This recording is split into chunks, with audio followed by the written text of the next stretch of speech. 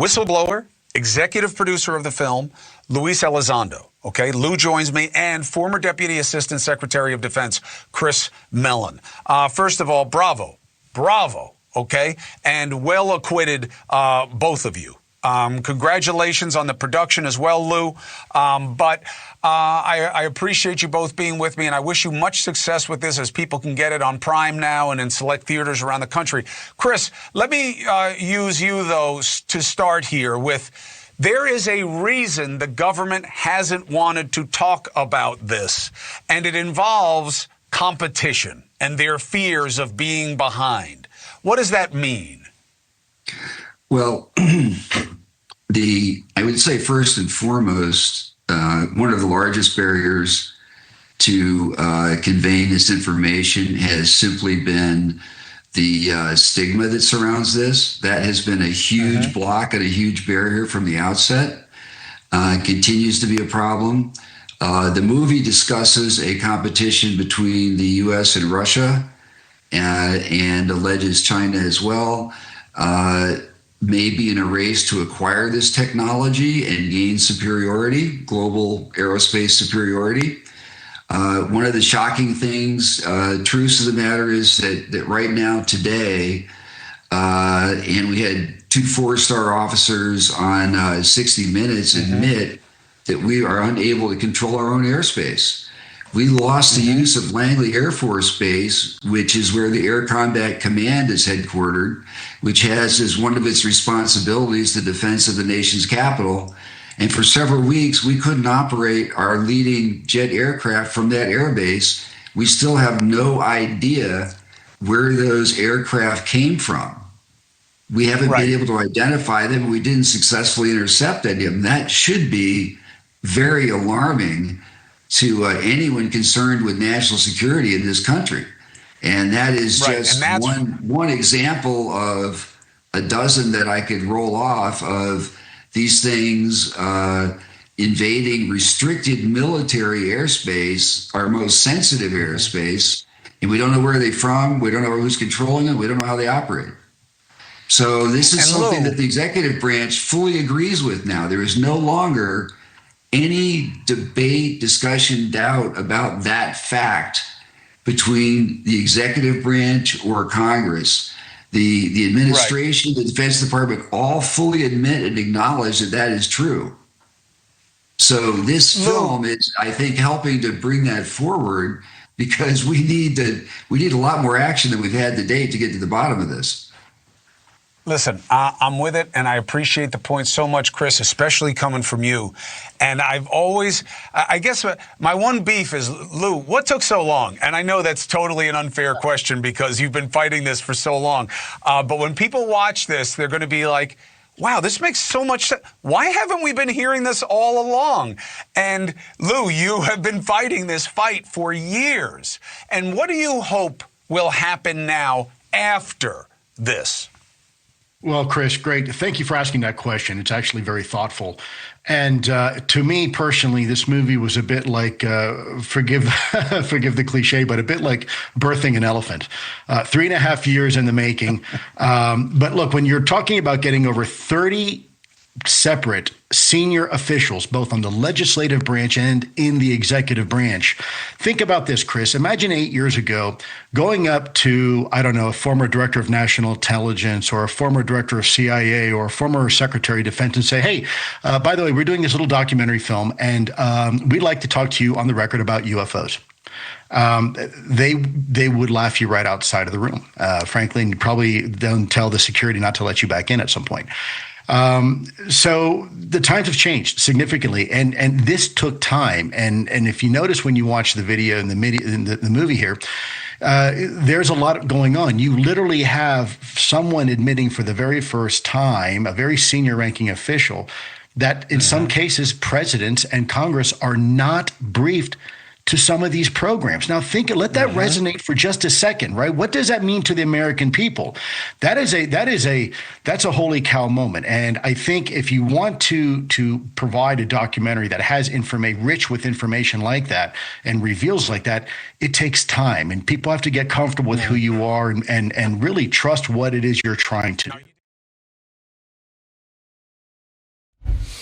Welcome back to Special Report. Tonight we continue our series looking at unidentified, anomalous, say that easy, phenomena, what many people still call UFOs, UAPs. Last week we spoke with the director of The Age of Disclosure. It's a new documentary out about a suspected government cover-up over UAPs for decades, which debuts tonight in select theaters around the country, is also available on Prime Video. It's powerful. It features testimony from 34 former and current government officials, including witnesses who have testified before Congress. Earlier, we spoke with another whistleblower who is now a congressional task force member on the UAP subject. If you believe we have crashed craft, stated earlier, do we have the bodies of the pilots who piloted this craft? Biologics came with some of these recoveries, yeah.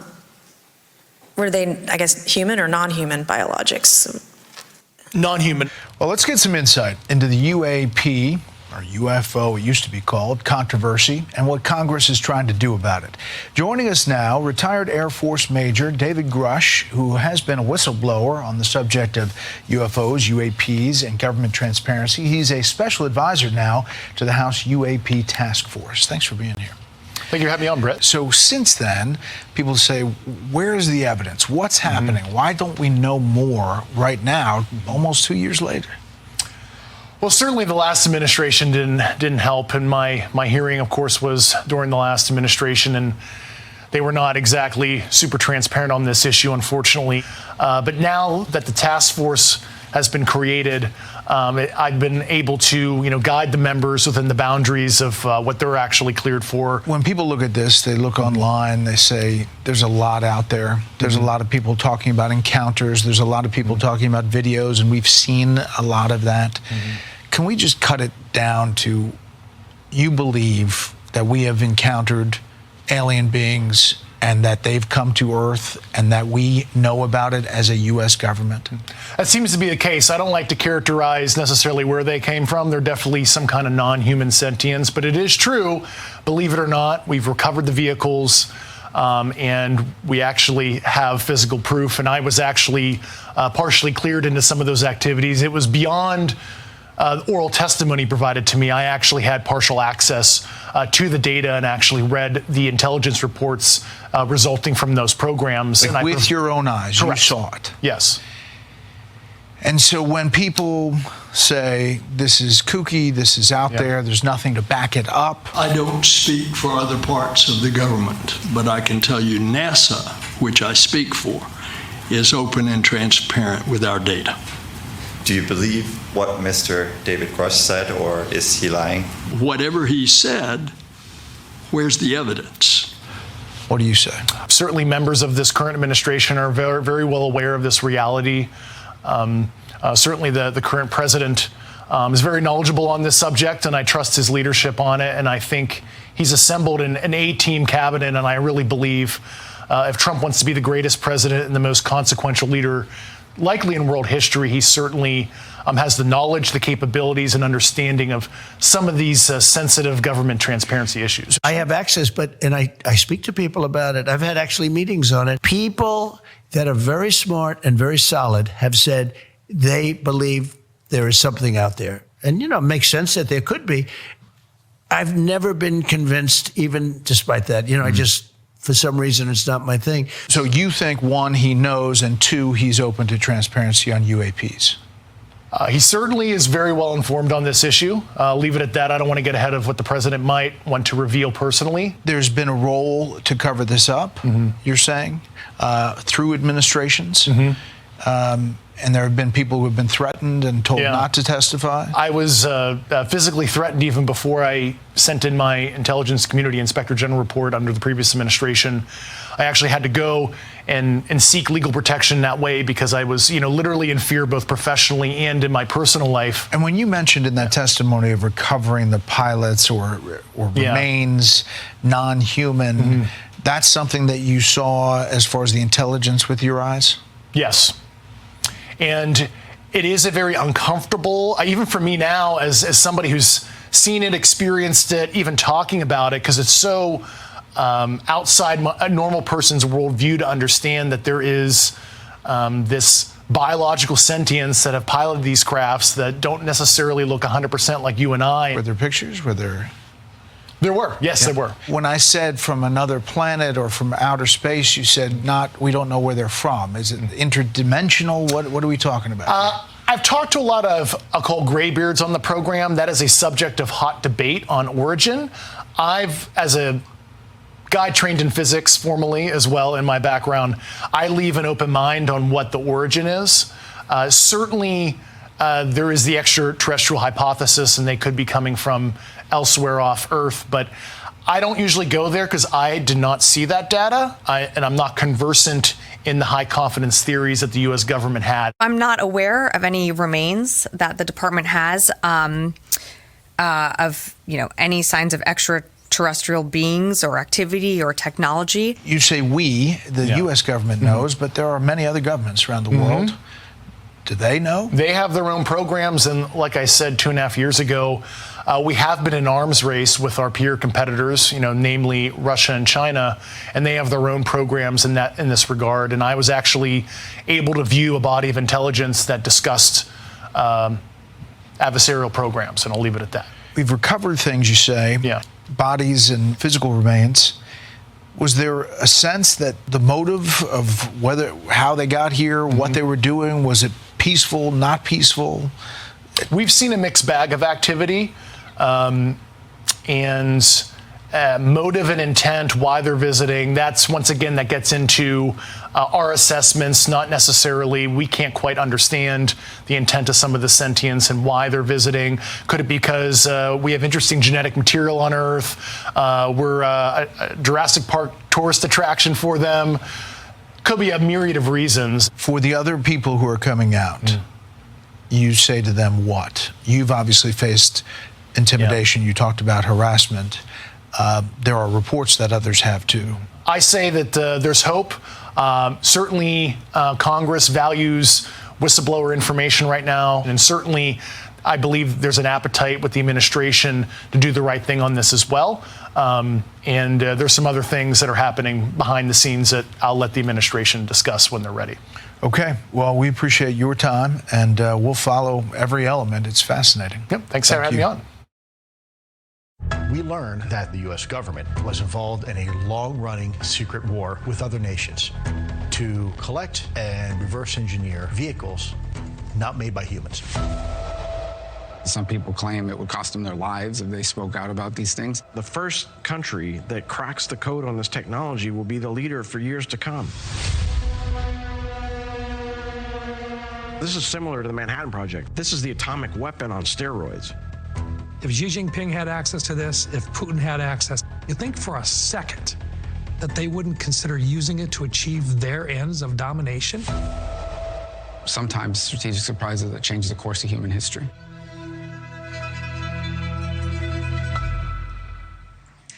Dan Farah is the documentary's director and producer, and he joins me now. All right, Dan, I was up way too late watching this entire thing because I literally couldn't stop. Congratulations. It's fantastic. I was struck by this line from one of the people you interviewed. Without a doubt, there has never been a program before that has been so successfully kept out of the public eye as the Legacy Crash Retrieval Program. What is it? One of the intelligence officials in the film makes that statement, and previously the most secretive program was the Manhattan Project, but we found out in hindsight that the Manhattan Project had leaks. So when this program was created, they made it even more secretive and put more security measures in place, and those security measures have ruled the day the last 80 years. The Legacy Crash Retrieval Program is something that the Air Force does for the most part. They have special units that go out to collect, to retrieve alien spacecraft that have crashed. Well, the people in my film reveal that the elements of this program are elements of the Air Force, elements of the CIA, elements of the Department of Energy, and military defense contractors. All right. For decades, they've had these units that go out, and we're not the only ones with these units that are going out to retrieve the stuff. Yeah. Russia and China are too. That's the other amazing thing that you reveal in the film, which is that we're in a secret arms race. Yeah, it's arguably the most shocking of the reveals that there is this high-stakes secret Cold War race to reverse engineer technology of non-human origin that the United States is involved in with adversarial nations like China and Russia. We think China and Russia both have retrieved alien spacecraft as well. That's what the officials in my film go on the record stating. They go on the record, in fact, saying that what in 1989, we think the Soviets retrieved a tic-tac shaped spacecraft that had crashed. which was significantly larger than the Tic Tac encountered by the Nimitz carrier strike group, and Commander Dave Fravor, who pursued it. You also have two different astrophysicists in the documentary who say the government has retrieved at least two different alien species, and that one of them made contact with the crash retrieval team. What does that mean? Does that mean it was alive when they captured it? One of the intelligence officials in the film speaks about an event that happened on a U.S. military base where two UAP approached the base. One of them landed, and apparently non-human beings exited the craft and interacted with members of the Air Force and the CIA. Now, here's the thing: these all sound like extraordinary claims that are hard for people to wrap their head around, right? Yeah. But these are 34. In my film, there's 34 extremely high-level military, government, intelligence officials, people who have been trusted with very high-level security clearances, people who have been involved in, keeping this nation safe in many different ways, and people who we trust in a lot of scenarios. And these interview subjects range from our Secretary of State to sitting senators to former, Director of National Intelligence, a former Secretary of Defense. Leaders from the Pentagon, leaders from the CIA, leaders from the Air Force, leaders from the Navy. I mean, the list goes on and on. It's really hard to ignore what these people are saying. It's really hard to say this is one kooky person doing this when you have this much experience in every level and every branch of government all coming together on camera to say, not only have we retrieved alien spacecraft, we've retrieved alien remains. Yeah, and keep in mind, these are people that are not aligned at all ideologically or politically, right? But they're aligned on this. So it's 34 senior officials sharing one truth. This was something that I did not know, was that during the second Bush presidency, Bush 2, they actually they convened a cabinet meeting and debated and discussed for days about whether or not to finally go public with this program, with what they have found and what they have discovered. So Bush 2 had learned the base facts that we're not alone in the universe and that there have been recoveries of technology of non-human origin. And he was contemplating whether to share that with the world during his presidency. And he put together a think tank. One of the officials in my film was part of that think tank, and he goes on the record about it. They were asked to analyze the impact to various aspects of our society, from religion to the economy, and they all went into it bullish on the idea of disclosure. And after evaluating it, they all decided it was a bad idea. Why? For various reasons, just the impact, the place we were as a country following 9/11. They just didn't think it was a good idea. They thought that we weren't ready for it, right? The film also reveals that in Trump's first administration, he contemplated going public in a similar way. One of the officials in my film, high-level intelligence official, goes on record saying that Secretary Mnuchin reached out to him and asked him for a high-level briefing on this topic because he wanted to know what the economic repercussions might be. I love that part of it because he says, do you want to know why I'm asking you? And he's like, why? He said, because I need to figure out what's going to happen to our economy if we come out as a government and say, aliens exist, aliens are here, and we have them. Yeah, and obviously they made the same decision Bush 2 did, which was to not go public, right? To keep it internal to the people who know. There was one part of the documentary I wanted more information on. You interview a former military analyst who said that he and others who had interactions with the UAPs are now suffering physical effects. What interactions did they have? Yeah, so one of the, to be honest, not so shocking reveals is that intelligence officials who have had encounters with UAP end up having biological effects. And I say not surprising because this is technology that we don't understand fully, that is emitting a lot of energy.